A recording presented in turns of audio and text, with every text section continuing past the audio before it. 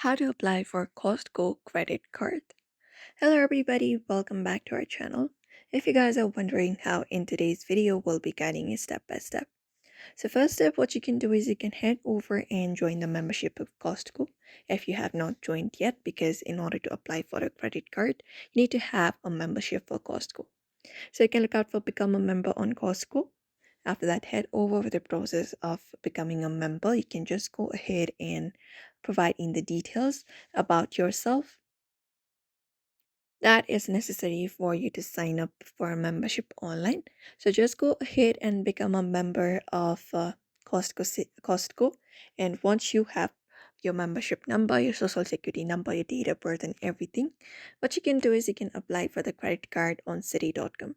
So go to your browser, and once you are here, just go to citi.com and open up the particular banking page on your screen. You may just head over to the website and again look out for credit card section, and from there you can look out for the credit card that you would like to apply. For example, Costco warehouse credit card, so look out for that card under city cards, and once you find the card you may just go ahead and fill up the form in order to apply online.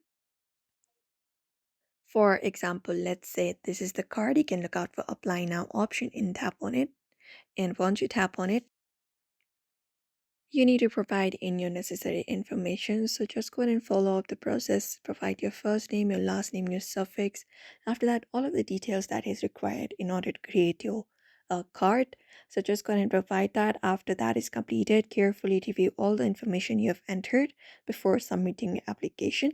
And citi.com will notify you of the approval decision. And that is how you basically apply for Costco credit card. And that's it.